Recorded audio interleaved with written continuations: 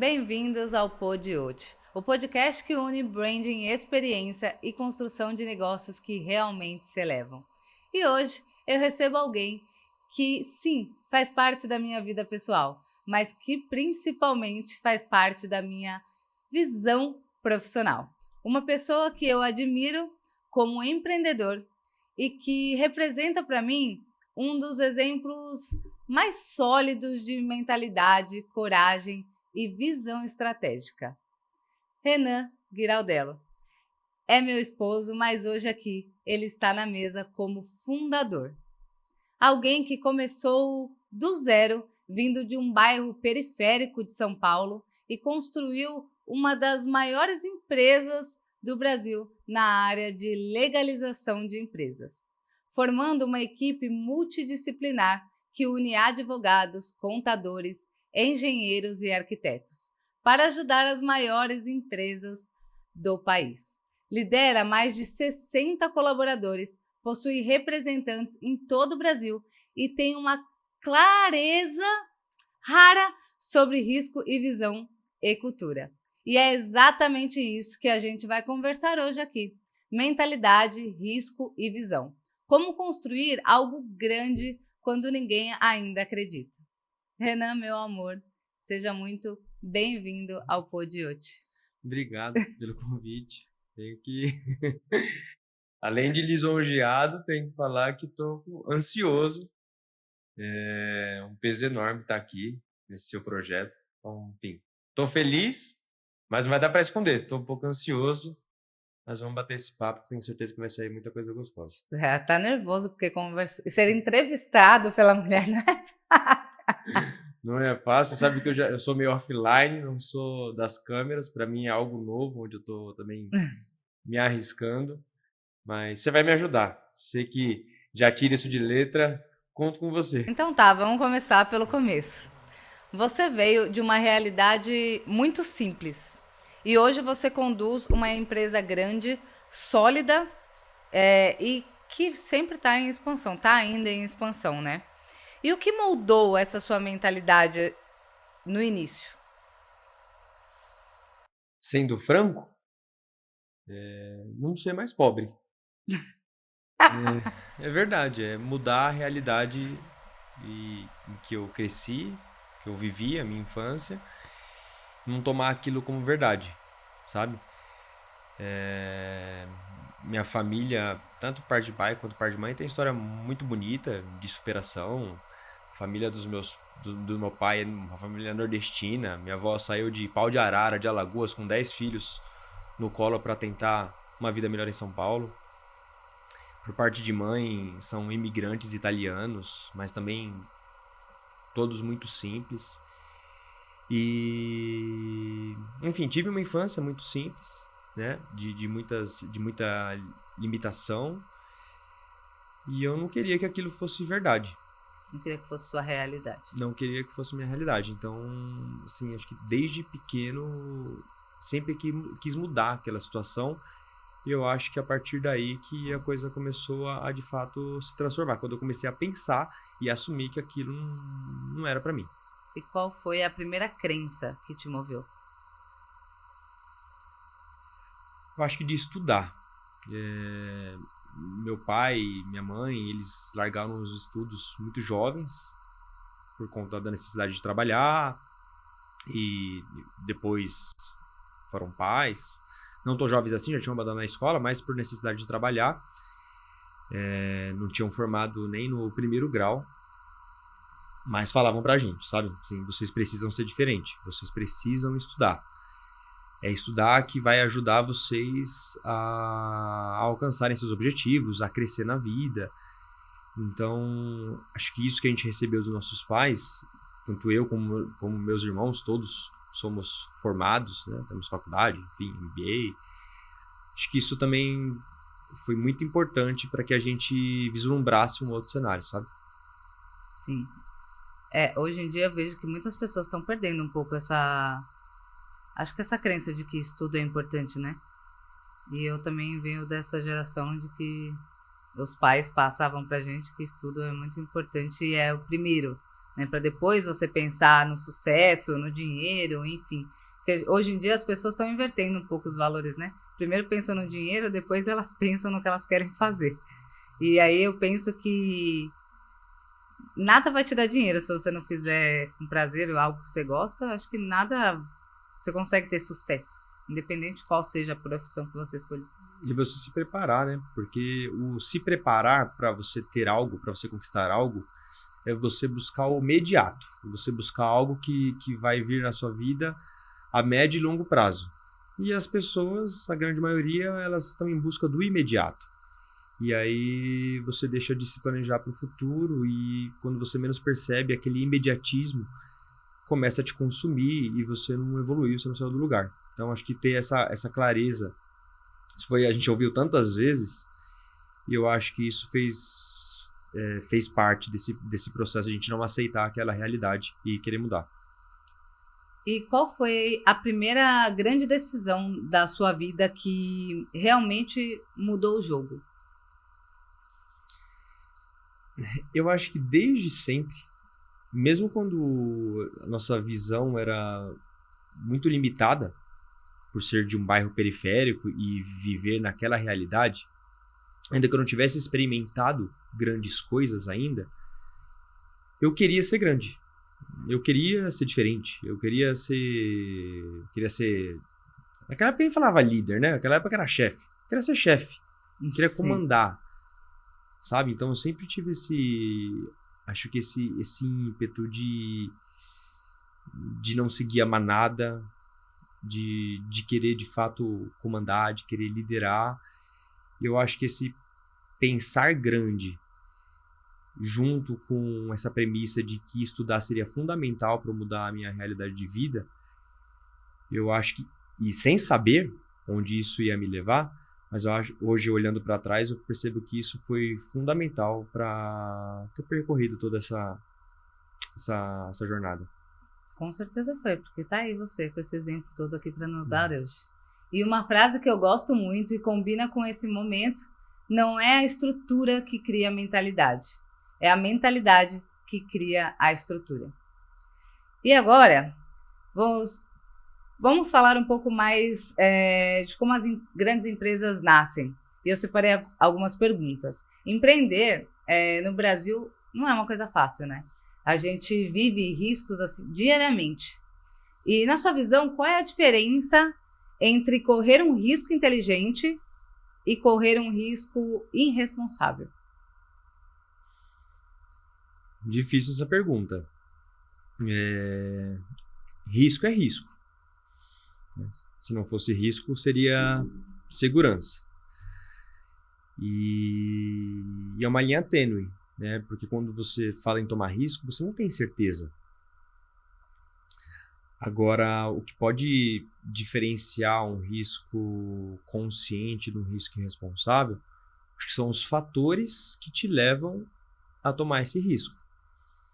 Quando você toma um risco apoiado em lógica, em coerência, em você ter um respaldo, seja de formação, seja financeiro, seja de alguém te apoiando, eu acho que você não sabe exatamente o que vai dar, mas você sabe a direção. Agora, quando você toma um risco pautado na emoção, pautado no ego, aí eu acho que vira um risco... Qual a expressão que você usou? Nem eu sei. De um aqui, risco... Vou voltar aqui que eu também estou me perdendo. O inteligente é um risco irresponsável. Um risco irresponsável. Então, quando você toma um risco pautado em ego, em emoção, em mero achismo ou intuição, aí eu acho que é um risco que chega a ser irresponsável. Intuição é importante, mas ela precisa estar respaldada por outras coisas. Só por intuição, só por achismo ou por egocentrismo, aí se torna uma coisa muito irresponsável. Essa coisa de ego, eu acho que para todos os negócios tem muito negócio quebrando por conta do líder ter um ego além, né? Não ter ouvidos, enfim. Mas e o medo? Você sente que o medo diminui com o tempo? Ou a gente só fica melhor, assim, em avançar? Mesmo sentindo medo? Acho que o medo não diminui. Eu acho que a gente aprende a lidar melhor com o medo. Tá com medo, vai com medo mesmo. É mais ou menos A assim. famosa frase de tá com medo, vai com medo. É realmente aprender a lidar, aprender a conviver, porque, como você disse, empreender é difícil em qualquer lugar do mundo. Porque você sai de uma zona de conforto, ou de uma zona que você acha que é segura, ou de comodismo, para fazer algo que você não sabe exatamente qual que vai ser o resultado. No Brasil, então, você tem inúmeras variantes. Inúmeras. Então, se torna tudo mais complexo. Então, o medo, ele faz parte, assim como o risco. Só que eu acho que com amadurecimento pessoal, profissional, capacitação, você aprende a lidar melhor com esses medos. Porque você está fazendo as coisas mais respaldado. Né? Você me conhece, você sabe que já tinha me formado, já tinha feito o MBA. Esse ano me coloquei de novo na cadeira de aluno, investi em 2 cursos, estou fazendo uma mentoria. Então, isso tudo para que você vai reduzir o risco, você vai ter um pouco mais de assertividade, não é certeza de nada. Mas quando você vai procurando respaldo e amparo, você vai lidando melhor com os riscos, com o medo. Então, acho que a gente vai aprendendo no decorrer da caminhada. Pessoas que também nos guiam para o próximo passo, né? Exato. Eu ouvi, acho que inclusive do meu mentor, que empreender é você o tempo inteiro andar à beira do abismo, sem se desesperar. E muitas vezes essa é a sensação, porque é você ir para o desconhecido. Então, faz parte, né, do crescimento, faz parte tem que estar no DNA do empresário. Se você não estiver disposto a correr risco, calculado, se você não estiver disposto a enfrentar seus medos, você não cresce, você não sai do lugar. Acho que as pessoas também hoje em dia estão precisando aprender de fato a lidar com isso, né? Porque eu vejo as pessoas cada vez menos conseguem lidar com esse medo, com a questão de errar e tá tudo bem, e aí estão se tornando cada vez mais ansiosas, mais imediatistas, então elas ficam na busca desse sucesso, que às vezes, o que é o sucesso, né? Ela busca às vezes uma coisa que já tem, a gente estava falando disso outro dia, e aí se torna extremamente ansioso e atrás de algo que... E eu acho que falta muita constância, sabe? As pessoas às vezes até assumem riscos, enfrentam alguns medos, mas não vai dar certo na primeira vez, às vezes não dá certo na segunda, e aí às vezes as pessoas ficam, sabe, como um ping-pong ou pulando de galho em galho, e não tem constância nas coisas, sabe?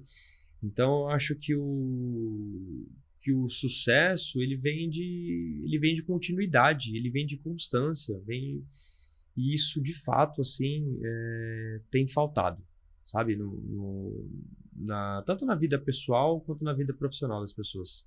Eu sempre digo que empreender é decidir, mesmo quando não há garantia nenhuma. A diferença é que o empreendedor de visão não decide pelo agora, ele decide pelo futuro que ele quer viver.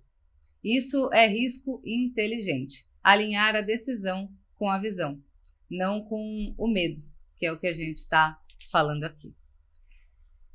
Uma coisa que eu aprendi muito com você é que empresa não cresce do improviso. E a gente acabou de falar até da constância aqui, né? Ele cresce em processo. Então, o que você descobriu na prática sobre criar estrutura para uma empresa que quer crescer? Comecei a trabalhar desde cedo, né? E sempre ali querendo dinheiro. Eu também entendia que o crescimento e a independência, ela começava pela parte financeira. Então, com 14 anos, eu entreguei folheto, eu trabalhei em buffet, eu limpei chão de bar. Gente, eu trabalhei em buffet também. Esse tipo de coisa. Mas a minha jornada no mundo corporativo, eu fui afortunado de começar em uma grande empresa, num grande banco. Eu fui jovem aprendiz no Itaú, de 15 para 16 anos. E eu acho que isso fez total diferença. Primeiro porque ampliou meu horizonte. Imagina, eu com 15 anos, vindo da freguesia do UOL, com uma visão... Você teve acesso a um outro mundo que tá então... Exato. Uma visão super limitada. Ali abriu meus olhos, assim. Ali eu conheci um outro mundo. Imagina, eu trabalhava no SEI, que eu acho que ali eram 3, 4 mil funcionários. Numa empresa. Então aquilo, assim, foi muito importante, porque ampliou demais o meu horizonte. E além de ampliar meu horizonte, me mostrou que minha empresa, daquele tamanho, só funciona porque existe processo para tudo. E isso foi muito importante porque, por exemplo, eu trabalhei 2 anos no Itaú, depois de lá eu fui para uma outra consultoria de pequeno, médio porte, 30, 40 funcionários, e hoje a gente tô na Reale há 9 anos. Para o nosso setor é uma empresa grande, porque a gente tem 60 funcionários, mas é uma empresa pequena, né? Minúscula comparada a uma multinacional. Só que ter trabalhado numa empresa grande fez com que depois, em toda a minha carreira, eu entendesse o valor e a importância dos processos. Isso fez com que eu me destacasse como profissional onde trabalhei e fez com que eu pensasse a Reale.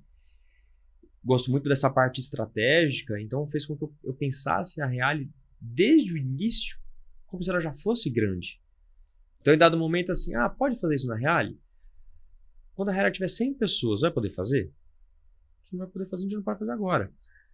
Então, a gente sempre foi muito respaldado em processo, então eu entendi desde cedo a importância disso e eu tenho certeza que isso foi fundamental para o sucesso que a gente tem hoje na Reale. Você tinha uma visão, então, de algo grande, mesmo tendo construído tijolo por tijolo. Exato. Que as suas atitudes... porque eu percebo que quem sempre trabalhou, quem sempre trilhou sua carreira em empresa pequena, muitas vezes não tem essa visão. Porque como que muitas vezes funciona em empresa pequena? O dono quer isso. O dono quer aquilo. Daí amanhã o dono tá com outro humor, a coisa muda. Às vezes tem menos processo, né? Geralmente não tem processo. O processo vai de acordo com o humor do dono. E um combinado que a Lê, meu sócio, e eu tivemos desde o começo, e olha que assim, isso é muito legal, porque o Ale foi meu chefe durante 10 anos. E quando a gente abriu a Reale, a gente abriu 50-50. E para mim gerava um certo... o cara era meu chefe, como é que vai ser essa relação agora? E eu falei, beleza, vamos, mas a gente tem que ter um combinado. Não é o que você quer, não é o que eu quero, é o que é melhor para o negócio. Então, todas as decisões são tomadas no que é melhor para a Reale. O processo, a empresa acima da vontade dos donos. Isso ajuda até um pouco a não trabalhar só com a emoção de vocês, né? Exato, nos preserva, assim, nos blinda. Eu falo isso, a gente, óbvio, né, criou o processo, a gente vai amadurecendo e o processo é alguma coisa que é sempre imutável, tem que evoluir conforme as necessidades da empresa, dos clientes, do mercado. E eu falo, o processo ele é para preservar a gente do nosso humor. Não é porque eu gosto mais ou deixo de gostar de fulano ou de ciclano. São processos, são números, são métricas. E aí não tem como brigar com isso. Então eu acho que isso nos preserva e isso nos guia para que a gente tome as decisões mais acertadas. E falando de processo, qual processo você considera indispensável para que qualquer empresa consiga entregar experiência e resultado ao mesmo tempo? E com essa pergunta eu ressalto muito sobre a importância nesse universo, né, da UT, que a gente fala de negócio, que negócio sem processo também não sustenta experiência. Perfeito. Acho que fica difícil elencar um. Eu posso falar alguns que para mim são primordiais. Vou tentar reduzir ao máximo. Eu acho que primeiro de tudo é financeiro. Empresa existe para dar lucro. Nenhuma empresa sobrevive, cresce e se perpetua, e esse é o objetivo do negócio, lucratividade e perpetuação, pelo menos deveria ser assim, sem lucro. Senão seria uma instituição filantrópica. Senão seria, enfim, uma organização sem fins lucrativos. Então, processos financeiros são super importantes. Ponto. Segundo ponto é justamente a experiência do cliente. de você satisfazer a necessidade do cliente, de você entregar o que o cliente precisa, de você resolver aquela dor e, se possível, encantá-lo, fazer mais do que o combinado.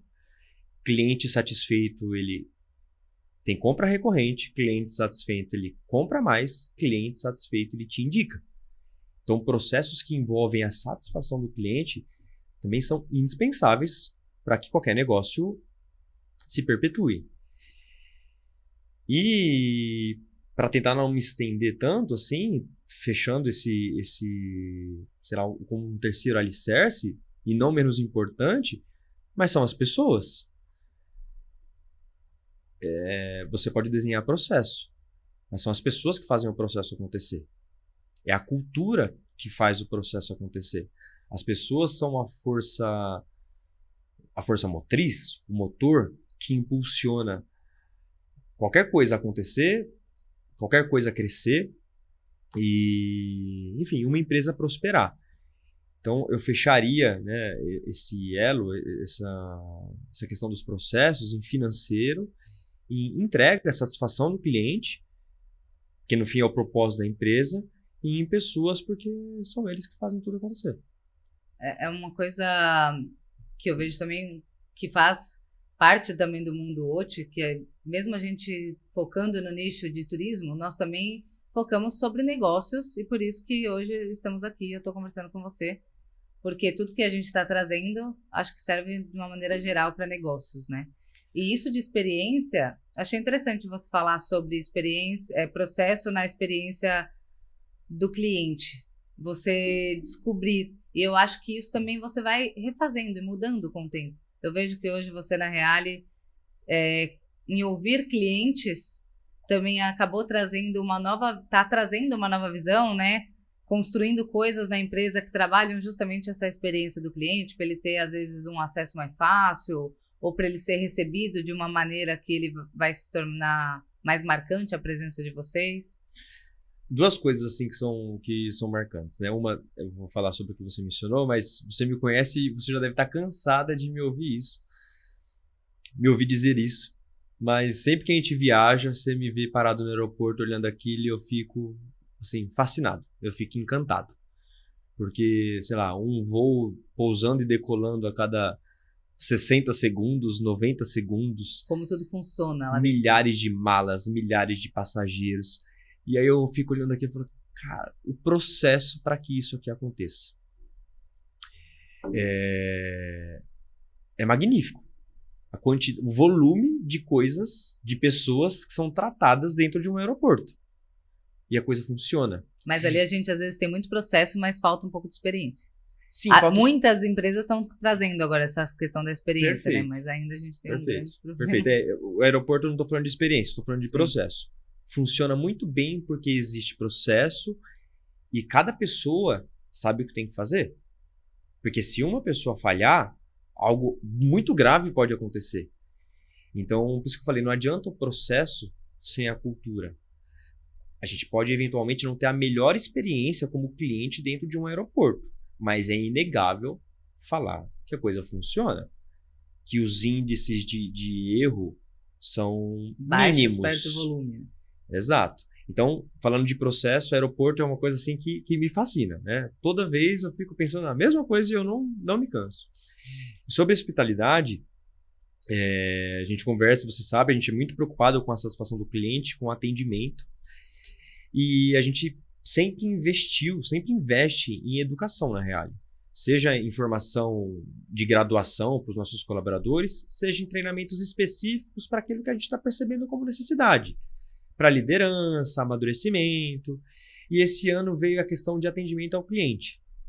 Só que atendimento ao cliente, e que é muito legal, mas eu achava que era alguma coisa muito, muito simplista, sabe? Só atendimento ao cliente, só né? Atendimento ao bom cliente. atendimento ao cliente. Isso, exato.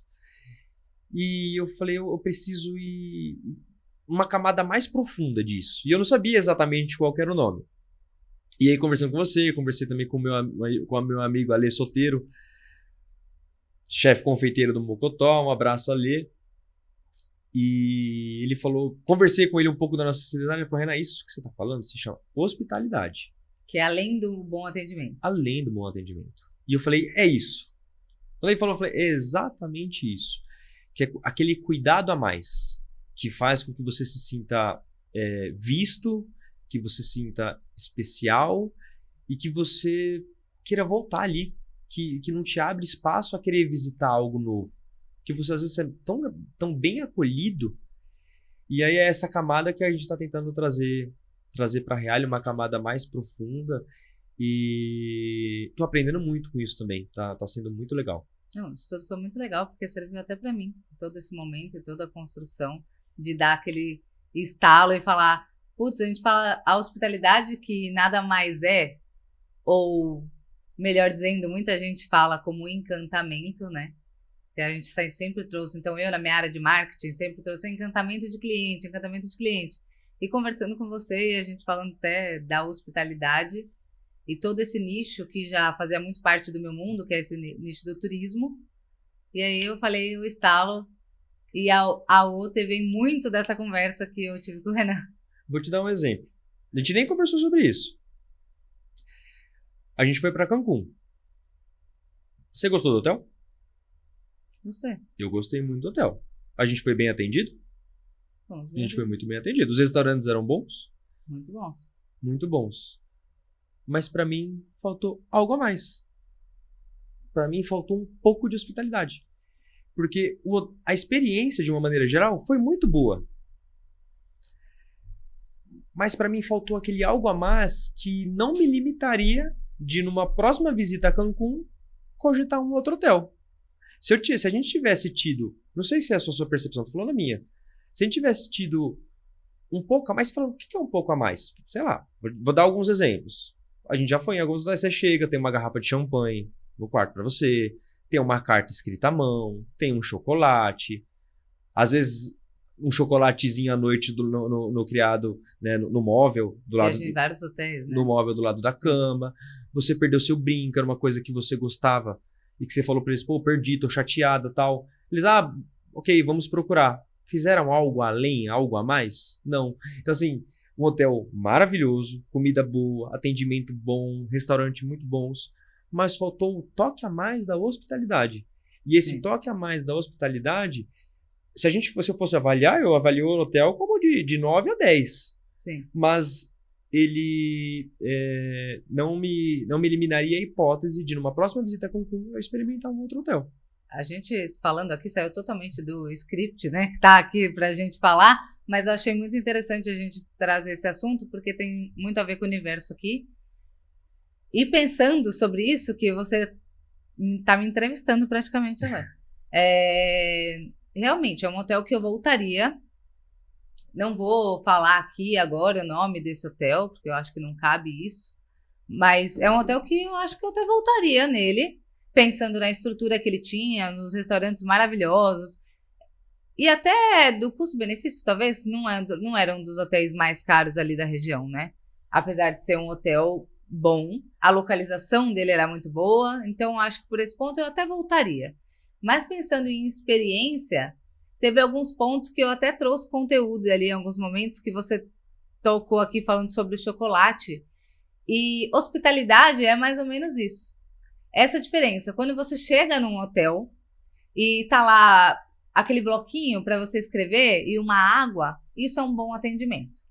Agora, quando você chega num hotel toda noite, quando você volta, né, do seu compromisso, ter um chocolate no seu travesseiro, quando você chega a tá uma carta escrita à mão com o seu nome, né, e uma água, isso já é a hospitalidade, isso é o encantamento, e isso às vezes é a cerejinha do bolo, né, que faz com que a gente fale, eu vou com certeza voltar ali, que a gente tá falando que voltaria porque todos os pontos positivos, mas eu acho que talvez isso é a cerejinha que faz, eu vou voltar ali porque eu não vou arriscar, já amei aquele lugar, a gente teve hotéis em Londres, por exemplo, que eu não arriscaria em outro, por exemplo.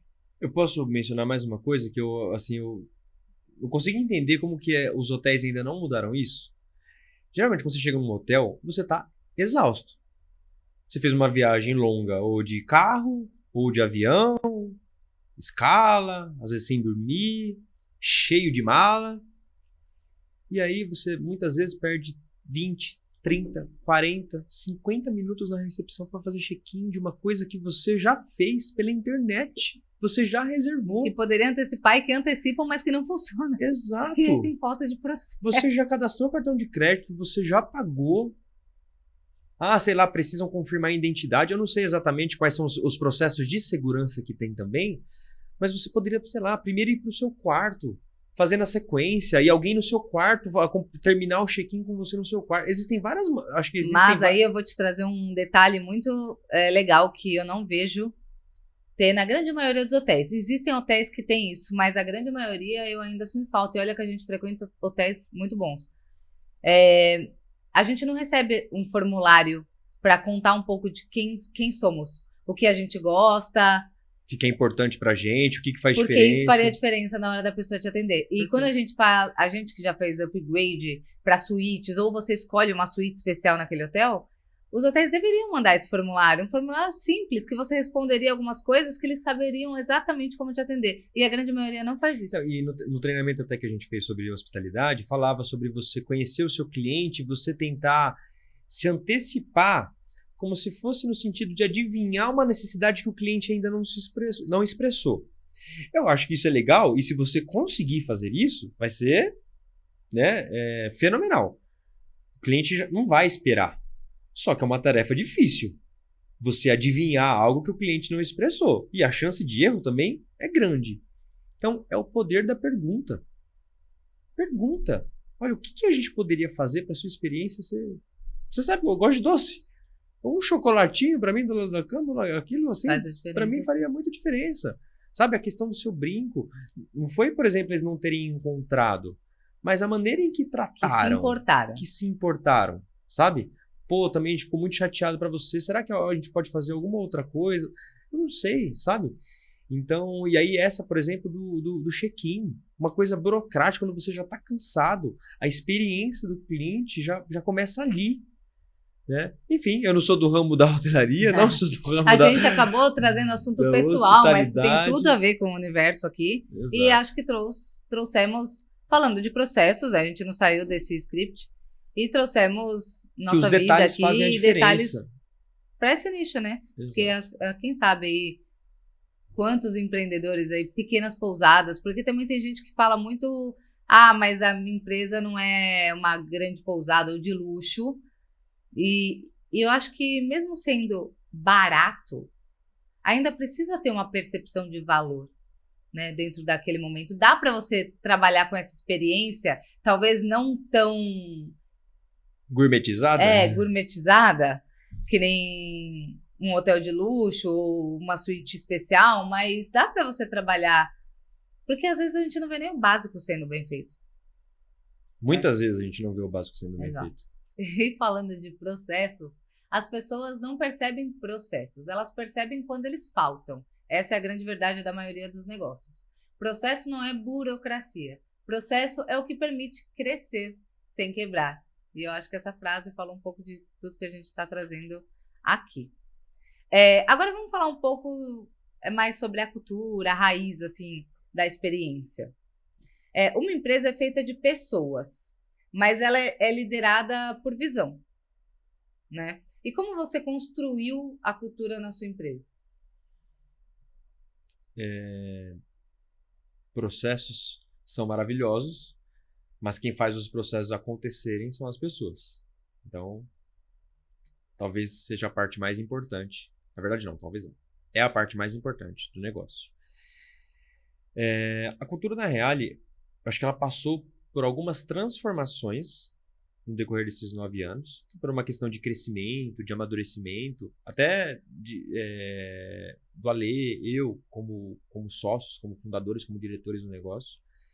Mas o nosso DNA ele continua o mesmo, que é resolver a dor do cliente. Atender e garantir a satisfação do cliente. Então, isso foi desde o momento zero até hoje. Mas em dado momento, a gente percebeu que a gente precisava de algo mais do nosso time, porque o negócio cresceu, a gente chegou a ter 75 funcionários, e aí se torna muito mais difícil você gerir, são mais pessoas, mais processos, mais clientes, e você precisa cada vez mais do protagonismo das pessoas. Eu conversava muito com o meu time e falava, gente, é o seguinte, Até aqui, a Lei e eu conduzimos muitas coisas. Para a gente dar os próximos passos, a gente precisa do protagonismo de vocês. Então a gente vai liderar, vai dar direcionamento, vai dar o propósito do negócio, mas a gente depende muito das pessoas. E aí, é muito clichê, né? As pessoas falaram assim, vestir a camisa da empresa, ter o sentimento de dono, responsabilidade de dono. Mas como é que como é que a pessoa vai fazer isso se ela não sente no bolso o peso das decisões de um dono? Pensa como dono, só que se você faz ou se você não faz, você ganha a mesma coisa. Isso não existe. Só utópico. Então a gente a gente criou e depois amadureceu um modelo de premiação no escritório e que os nossos colaboradores, que o nosso time, eles conseguem perceber o quanto a atividade deles faz diferença no resultado. E eles conseguem perceber no bolso esse resultado. Aí eles sentem como dono do negócio. Sentem como dono, porque eles partilham, o resultado do negócio é partilhado. E os números, eles são transparentes. A nossa copeira sabe quanto que a gente fatura. Só que a nossa copeira também deve saber, pelo menos deveria saber, quanto a gente gasta, o quanto o nosso negócio custa. Porque a gente preza muito pela transparência. Então, hoje eles percebem. A gente ter avançado nesse modelo fez com que a gente dobrasse a nossa margem de lucro, porque a gente perdeu muita eficiência nesse crescimento. A gente saiu de um ano de 15 funcionários para 30, de 30 para 50, 50 para 75, e nesse pico de 75 a gente perdeu a eficiência. Nossa margem de lucro foi lá para o brejo. Foi quando a gente precisou transformar algumas coisas, mudar alguns processos. É o famoso o que te leva até aqui não te leva até lá. Né? Exato. Esse foi meu mantra durante 2024 e 2025. E a gente mudou a dinâmica e eles começaram a ter uma melhor percepção. Não é fácil, mudar a cultura é muito difícil. Em 2023 a gente mudou praticamente metade da equipe, porque as pessoas são um pouco resistentes à mudança de cultura. Estou acostumado a fazer isso, sempre foi assim. Enfim, mas deu super certo. E hoje a gente percebe um time hoje muito mais engajado e feliz pela transparência e por poderem participar do sucesso do negócio. Então, o mesmo desejo que eu tenho de faturar, meu funcionário tem de faturar. O mesmo desejo que eu tenho de controlar a despesa, que é uma tarefa difícil, ele tem de controlar a despesa. E às vezes tem uma dificuldade, né? Se passa por uma dificuldade até melhorar. Exato. Exato, é um processo. E desculpa, eu falei, acho que o que te leva até aqui te leva até lá. Não, o que te trouxe até aqui não é o que te leva até lá. Exato. Então eles percebem que as pequenas decisões, né, em cada um na sua camada, na sua escala, sua ordem de grandeza, depender do seu cargo, da sua responsabilidade, mas eles conseguem perceber que o seu dia a dia impacta muito naquele resultado final. E quando ele percebe que ele participa daquele resultado final de verdade, verdadeiramente, aí você consegue fazer com que ele tenha um pensamento muito próximo ao seu, que é de prosperar e de fazer a coisa ser lucrativa e perpétua, porque ele vai se beneficiar daquele resultado. E agora uma resposta rápida, assim, você como líder, qual é a diferença entre comandar e liderar? Comandar ficou muito no passado, pelo menos deveria ter ficado, né? Que é o famoso chefe, talvez. Exato. Eu acho que você não consegue comandar gente inteligente. Eu acho que você não consegue comandar gente extraordinária, gente competente. Esse tipo de pessoa, e que é maravilhoso você trabalhar com esse tipo de pessoas excepcionais, pessoas inteligentes, pessoas competentes, comprometidas. Esse tipo de profissional você lidera, você não comanda. Se você está preocupado em comandar, seja por uma insegurança, ou seja até pela falta de capacidade no sentido de você ter ido buscar conhecimento para que você pudesse liderar melhor, e aí você quer mandar aquela rédea curta com medo de perder o controle, você vai se limitar a trabalhar com gente mediana, para não falar medíocre. Agora, quando você lidera, quando você dá direcionamento, Você cobra, mas você dá respaldo, você dá ferramenta para que a pessoa possa performar, entregar e colher dos seus resultados. Eu acho que essa é a grande diferença de um líder para um comandante. Não existe marca forte sem cultura forte. Isso é o universo OT. A experiência que o cliente sente é reflexo da experiência que o colaborador vive. E deixa eu ver aqui que eu estou até perdida. Agora vamos falar o que faz a empresa se tornar forte. Nessa parte aqui eu vou trazer muito do universo OT, tá? A sua empresa cresceu de forma impressionante, praticamente só através de indicação. E o que pode ser muito curioso para diversos empreendedores hoje, né? Ainda mais nesse mundo digital, a gente falar que uma empresa se tornou do tamanho que é a sua hoje, e até aqui, pelo menos, só trabalhou com marketing boca a boca, que a gente popularmente diz. Por quê? O que você acredita que torna assim essa indicação tão poderosa? Eu sei que é do universo OT, mas, sei lá, é que veio na cabeça agora para dar um exemplo. Não, eu quero que você como empreendedor,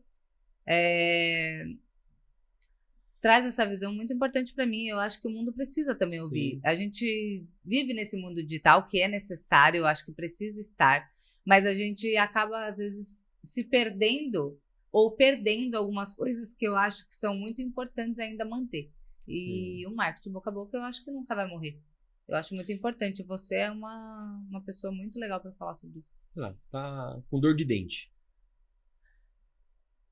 Um exemplo. Talvez algumas pessoas busquem na internet dentista próximo a mim, tem o Google e tal. Mas eu acho que a grande maioria das pessoas vai perguntar para um amigo, vai falar, cara, me ajuda, eu preciso resolver um problema. Agora, me indica alguém perto e tal. E quando você recebe uma indicação, você gera um nível de confiança que acho que facilita muito para que você converta aquele lead, aquela possibilidade, em realmente numa venda. Eu não sou das vendas, não sou do marketing, mas fiz... lead mais certo, você diz, essa indicação, né? Exato. Uma pessoa que vem mais certo. Exato. Ela já vem propensa a fechar. Sim. Ela já vem propensa a fechar. Eu não sou do mundo do marketing, não sou do mundo das vendas, mas fiz alguns cursos com você. E aí tem lá o funil, né? E você vai descendo o funil, Qual que é a porcentagem de conversão lá embaixo, na última linha, com a boca do funil? É baixíssima. Agora, qual que é a porcentagem de conversão de uma indicação? Sim, é incomparável. Porque do digital a gente tem que trabalhar justamente isso, esquentando ele, né? Que às vezes ele vem frio e aí você tem que planejar conteúdo que é para poder esquentar aquele lead, até você conseguir converter a venda. Então, mas uma indicação já praticamente. Eu estava falando, por exemplo, de confiança. Quando você vai, como você disse, esquentar um lead, você tem que gerar confiança em alguém que não te conhece. Sim. Quando você recebe uma indicação, você já parte meio que do pressuposto de que você pode confiar naquela pessoa. Então, até desse mundo do hotel que a gente está falando, né? Porque óbvio que o hotel ele precisa estar no mundo digital, né? Precisa postar as fotos, as coisas, porque isso faz com que quem não conhece quebre o medo. Então, alcance maior. Porque você precisa conhecer para você perder o medo. E é uma das coisas que mais impedem, às vezes, de você comprar. Então, eu acho que é importante, mas se a gente vai lá e indica alguém, essa pessoa entra na rede social do hotel, vê, gosta, já praticamente está vendido, exato, né? Então, o marketing da indicação veio antes. E aí é o pressuposto do processo, da satisfação e da excelência. Se você atende muito bem um cliente, invariavelmente, daqui uma semana, daqui um mês ou daqui um ano, ele vai te indicar. Esse cliente vira 1, 2 viram 4, 4 viram 8 e por aí vai. É claro, você sabe, a gente está, né, tentando e agora se aparecer um pouco mais, né, a gente é muito offline, éramos, né, já iniciamos e está sendo bem legal, assim, esse começo, a gente está revivendo a história da Real, assim, está sendo muito gostoso. Mas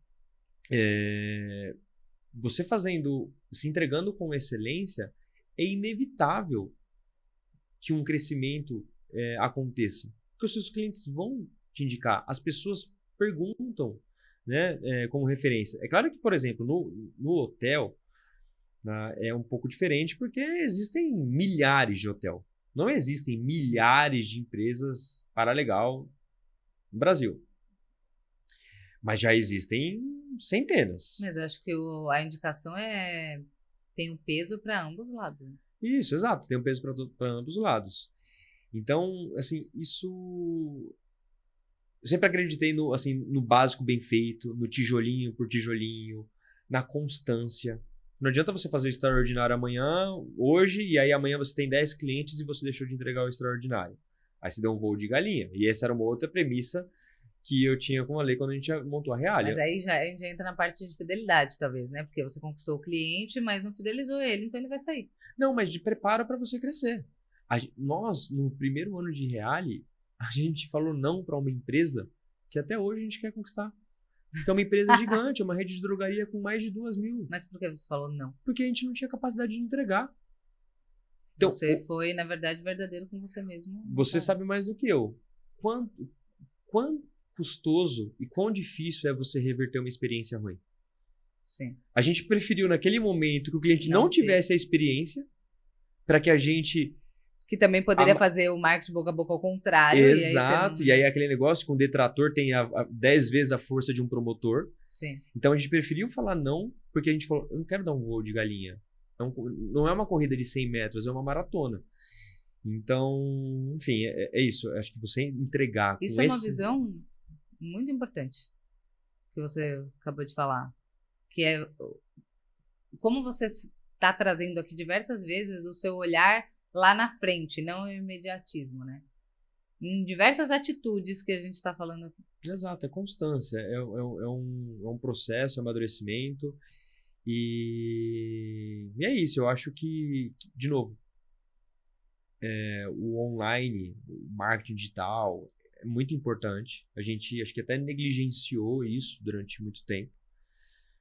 Mas o boca a boca, a indicação, ela gera um grau de confiança, ela gera um grau de assertividade para que você consiga fechar um contrato que é absurdamente maior do que você ficar... É como dizem, é você pescar num aquário.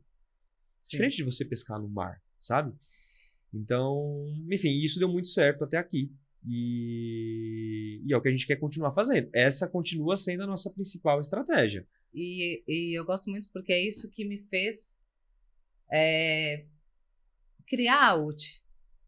Né? É justamente trazer uma empresa que não existe, aonde vai voltar e trazer todos esses mundos novamente, esses olhares, né? Não só o digital, a importância de cuidar do digital, mas a importância da experiência, dessa hospitalidade, tudo isso num pacote só, num mundo só, para que se converse também, né? Não acaba ficando aquele povo que a gente está vendo muito por aí. No treinamento que a gente fez de hospitalidade, eu não lembro exatamente o conceito, mas é mais ou menos assim, né? Eles tinham um conceito de phygital, que era no sentido de que a tecnologia ela vem para ajudar, vem para otimizar, para melhorar, mas é o humano que encanta.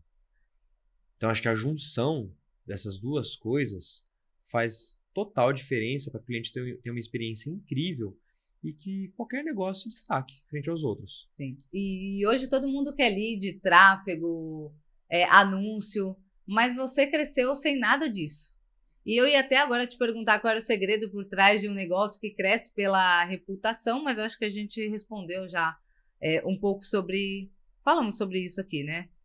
E falamos hoje em dia muito do digital, que não tem para onde correr, é necessário, porém eu também acredito muito na importância do marketing boca a boca, que também falamos aqui, e você pode trazer essa visão, que não ouvimos muito, né, para uma empresa conseguir indicação consistente, o que ela precisa ter internamente, para uma empresa poder ter, vou repetir a minha frase, para uma empresa poder ter essa indicação constante, o que ela precisa arrumar, ou o processo que precisa ter internamente?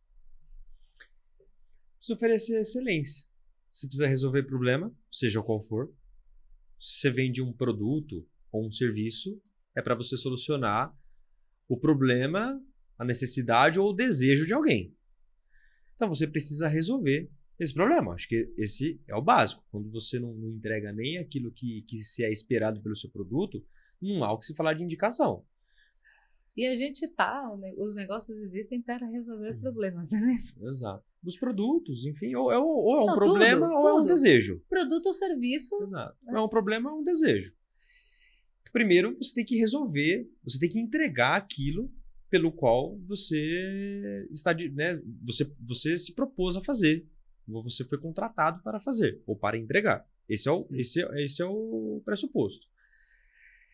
Infelizmente, várias áreas hoje elas estão niveladas tão por baixo que quando você entrega o que foi combinado, as pessoas já acham excepcional. Exato. Isso é infelizmente.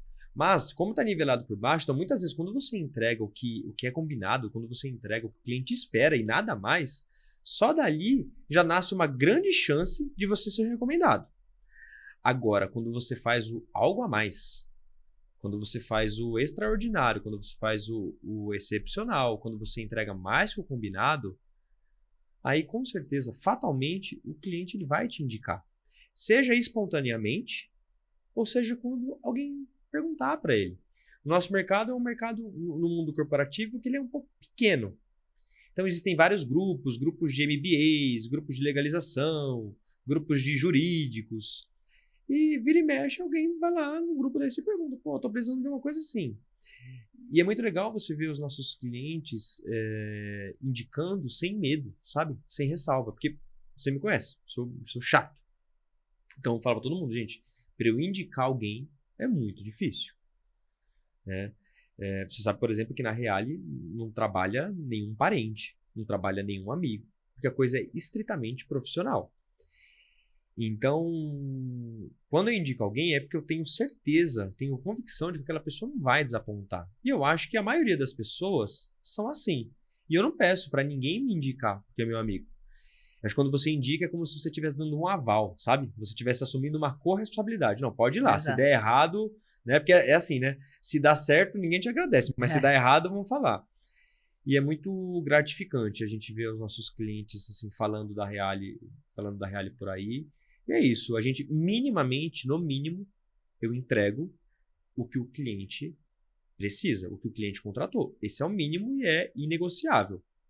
Agora, sempre que possível, eu entrego a mais. Eu tento surpreendê-lo e ir um pouco além. Porque é isso que prende, que encanta, que faz com que o cliente siga com você e que ele reverbere seu nome mundo afora.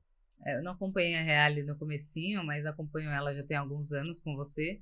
E eu vejo o quanto vocês cada vez mais trazem essa experiência, né? Mesmo no sistema de vocês, na facilidade que o cliente consegue enxergar todos os processos acontecendo, e que não é todas as empresas que oferecem isso. E às vezes isso faz diferença para grandes empresas, porque elas precisam de agilidade. Então essa transparência, toda essa tecnologia que você acaba colocando para ajudar vocês, ajuda muito. E aí vem um pouco do que a gente falou sobre processos que precisam acontecer perfeitamente para que as coisas fluam bem. Os processos fazem com que o nosso time resolvam 95% das coisas. Hoje já sem tanta interferência minha e do Alê, que é muito diferente de como foi no começo. Os processos fazem com que isso aconteça. O sistema, ele também vem para ajudar. É transparência, é autonomia, é agilidade. Mas tem aquilo que não se substitui, que a gente mencionou aqui, que são as pessoas. Toda vez que a gente faz um onboard de um cliente, e aí geralmente a Lei e eu participamos, até para a gente poder entender a cultura daquela empresa, a dinâmica, como que ele quer que responda, SLA, definir essas premissas que vão definir como que a gente vai seguir dali da frente. E eu falo para os meus clientes assim, gente, ó, esse aqui é o time, são super competentes, eles entregam, tá aqui, essa aqui é a coordenadora, que vai ser a pessoa ponto focal. Quando acerta, são eles.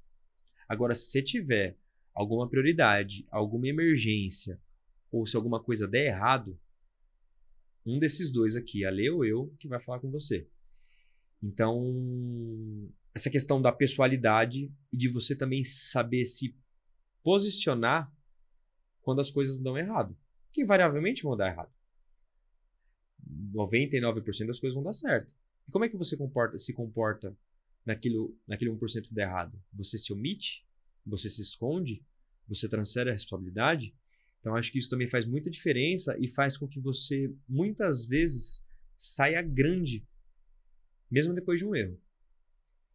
E você agora entrou no digital, que nem você está falando, começou tudo agora. Você agora entrou no mundo digital, não para captar clientes, eu acho, a primeiro momento, não é para captar cliente, esse é o objetivo, mas para expandir a consciência e o posicionamento da Reale.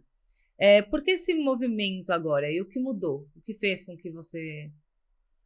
É como você falou, de primeiro momento, não para captar cliente, mas também né? Mas realmente, num primeiro momento, não é. Não é o objetivo principal. Não é o objetivo, e eu acho que o nosso principal, nossa principal captação do cliente vai continuar sendo indicação.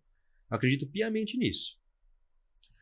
Estar no mundo digital, acho que existem 2 fatores principais. O primeiro, como você disse, que a gente consiga se posicionar. Olha quanta coisa que a gente está falando legal aqui sobre pessoas, sobre processos, sobre cultura.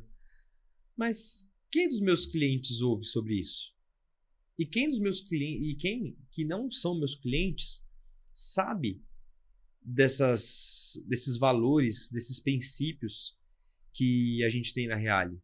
Então, a gente estarmos presente no digital vai fazer com que a gente consiga se comunicar melhor com os meus funcionários, com os meus clientes e com quem, porventura, esbarrar com a Reale, seja por uma necessidade ou não, vai conhecer melhor a gente. Então, acho que comunicação... O mundo digital traz isso também, né? Que você fala assim, os próprios funcionários. Porque numa empresa grande, com muitos funcionários, às vezes a empresa faz várias ações que os funcionários não conseguem passar essa comunicação para todos os funcionários. E a rede social pode ajudar A nesse gente tem uma processo. série de benefícios na Reale. Tem uma série de benefícios. A gente investe muito em estudo. Tem premiação de desempenho. Tem várias coisas que são muito legais na Reale. Até na parte carente, beneficente, né? Exato. E é uma ação que é muito legal e que os funcionários entregam, se emocionam, sabe? E a gente, de novo, era uma coisa que era muito interna. A partir do momento que a gente começou a trabalhar um pouco melhor, tanto o marketing quanto o endomarketing, começou a melhorar até nas minhas contratações. As pessoas começaram a manifestar desejo de trabalhar na Reale. Caraca, eu acompanho vocês no LinkedIn, quantas ações legais que vocês fazem, nossa, que energia, pô, vocês são... Então, olha como muda, né? E a gente não tinha essa percepção, por isso que eu falei que a gente até negligenciou. E um outro ponto foi, pô, que legal que a gente teve um crescimento orgânico, né, até aqui, que foi só por indicação. E, assim, é muito prazeroso. Quase 10 anos, né? Quase 10 anos. Mas aí me bate uma pergunta. Quanto dinheiro a gente deixou na mesa por não estar no digital? Mas também, se a gente for voltar 10 anos, atrás, o digital também não estava tudo bem, mas 2 anos atrás, 3 anos atrás, mas também, assim, é um se... Quando eu trago essa provocação, não é para poder ficar me lamentando do passado, até porque eu acho que a gente hoje tem mais estrutura para a gente poder se mostrar e entregar para mais gente. Mas dessa provocação de você questionar o status quo e falar assim, beleza, entendi. Até aqui foi assim. Mas de agora em diante não vai ser mais. Aquilo que você falou, o que nos trouxe até aqui não vai ser o que vai nos levar adiante. Então, acho que esse é um segundo fator que fez com que a gente não foi enxergasse a oportunidade, entendesse a necessidade de estarmos presentes no digital. Não, e a gente já está percebendo a diferença. Né, eu sou a defensora do mercado digital. Você conhece? Você sabe, o quanto eu também falava para você, né? Vai pro digital. Eu acho muito importante, eu acho que hoje em dia as pessoas precisam estar no digital. Eu acho sim, assim como você trouxe, que as empresas acabam deixando, empreendedores, enfim, acabam deixando dinheiro na mesa por não estar hoje em dia no digital, porque não tem para onde a gente correr. Mas é muito importante as pessoas entenderem que uma empresa não nasce só do digital. Ela tem um processo, ela vive de experiência do cliente, ela tem tudo isso que a gente está trazendo aqui no nosso bate-papo, além do digital. Né? Mesmo o digital sendo muito importante, ela precisando estar no digital. Eu acho que o digital, ele não é meu mundo, então se eu falar uma atrocidade aqui, você me perdoa. Mas sendo bem simplista, eu acho que o digital ele é a vitrine. E a vitrine ela pode ser linda, ela pode ser maravilhosa. Mas e quando você entra na loja? Como que é o produto? Como que é o você serviço? Fideliza, né? Você não fideliza pelo digital. Como que é Você fideliza pelo Como que é a físico. experiência? Exato. Então o digital, ele é a vitrine. Ele vai ser importante para poder atrair, para poder se posicionar, para poder comunicar. Mas o que faz o cliente fechar, ficar e te indicar é o que acontece nos bastidores. E até para negócios digitais. Porque o negócio pode ser digital, mas ele vai ter um momento lá da entrega, a pessoa vai receber físico. Então é isso, a experiência ela não tá só. A gente consegue trazer essa experiência também um pouco para o mundo digital, mas a fidelização, ele sentir toda essa hospitalidade que a gente está trazendo aqui, o encantamento, ela vem muito do mundo Quando físico. eu falo do produto, o produto é um serviço, o serviço é um produto. Então, Sim. por exemplo, uma empresa de serviço, como de consultoria de marketing digital, de posicionamento, ou consultoria de legalização, no final está entregando um produto. Então, o que adianta eu ter uma vitrine maravilhosa que eu vou atrair e na hora de que o cliente entra, o produto não é legal, o atendimento não é legal, a experiência, né, não foi bacana, então não adiantou nada. Aí você Algo que veio para somar. Exato, aí você fica tudo uma soma. Exato, aí você fica só num ciclo, clientes entrantes e clientes saindo, e aí assim, você fica num looping, você não cresce, você não evolui. Então é isso. Tem muita gente que não tem processo e culpa às vezes o marketing digital dela não conseguir somar clientes. Mas aí o problema em somar clientes não está no marketing digital. Exato, aí acho que é uma inversão da ordem das coisas. Eu como eu falei, talvez poderíamos ter entrado no digital antes, talvez, mas eu não me arrependo, porque eu acho que a gente escolheu o caminho certo, que foi de construir uma base sólida para que depois a gente apresentasse de uma maneira mais abrangente ao mercado. E a gente falou mais do que deveria aqui. Eu acho que a gente deveria ter feito 2 podcasts. Um que a gente falasse da nossa vida pessoal, experiências que a gente tem aí no mundo de turismo, de viajando, hotéis e tudo mais, a gente pode pensar em trazer isso. Toda vez que a gente sair de um lugar, agora a gente senta e grava como foi a experiência daquele lugar. Já posso me sentir convidado pro segundo? Todas as viagens agora que a gente fizer, a gente senta e faz um podcast ao vivo lá. E enfim, a gente misturou todo esse assunto pessoal que tem a ver com o mundo da OT e toda essa experiência sua, você como empresário que é sensacional. Como eu disse, o Renan hoje está sentado aqui comigo porque é uma das mentalidades empreendedoras que eu mais admiro hoje em dia. Então, fez muito sentido te trazer aqui. E é um pouco clichê, mas muito útil essa pergunta que eu vou fazer agora. E se você pudesse dar um único conselho para quem está começando agora, dentro de tudo que a gente falou, dentro do universo de processo e hospitalidade, qual seria? Não é exatamente em termos de processo de hospitalidade, mas vai servir, vai conversar, e é o que funcionou para minha vida. Primeira coisa. Não, o único conselho. É o primeiro e único. É um único. É um único, mas é um único, mas tá dividido em 2. Mas faz parte da mesma coisa. Pense grande. Muitas vezes, nós mesmos colocamos um teto na nossa cabeça. Crenças limitantes. A gente não escolhe a nossa origem, mas eu tenho muita convicção de que a gente tem muita interferência no nosso destino. É claro que a origem vai interferir, a origem vai ditar algumas coisas, mas ela não vai ditar exatamente o seu destino. Você tem poder sobre mudar, né, o seu destino. E então, pense grande. Tire esse teto disso da sua cabeça. Se livre de crenças limitantes. Eu acho que esse é o primeiro ponto. Se livra até de... É que não, tem muitas... Não dá para se livrar de pessoas, porque essas pessoas muitas vezes Faz parte da nossa família. Mas você precisa filtrar, Exato. Exato, Você porque às precisa vezes filtrar. essas pessoas mais próximas que também Exato. ajudam, porque a gente tem essa visão limitante. Que te minam, sabe? Você tem que eliminar pensamentos limitantes, pessoas que estão minando você. Então, pense grande. Só que você pensar grande é um pensamento de longo prazo. Não adianta você ficar pensando grande e não se movimentar, porque aí vai ser só um sonho.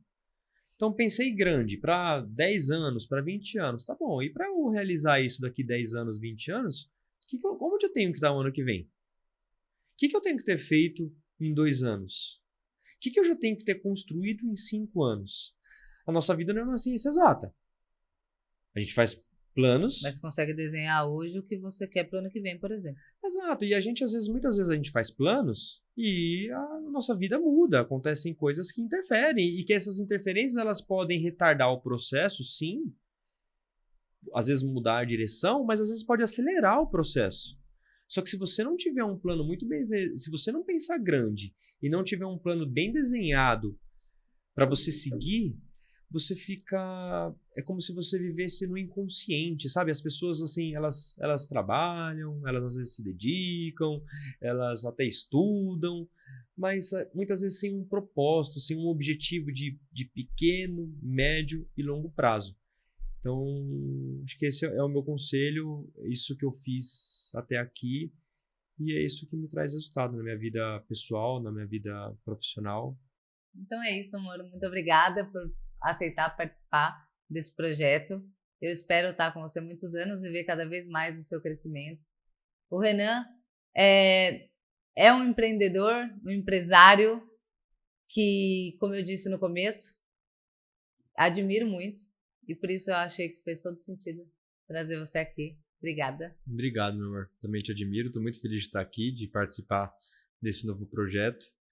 E, enfim, muito feliz por você e por estar com você. Te amo. Também te amo. Obrigada. E para você que acompanhou esse episódio, se quiser mergulhar ainda mais em estratégia, branding, experiência e construção de negócios fortes, segue o Podiote e compartilhe esse episódio com alguém que precisa ouvir um pouco de tudo que nós falamos aqui. Nos vemos no próximo episódio.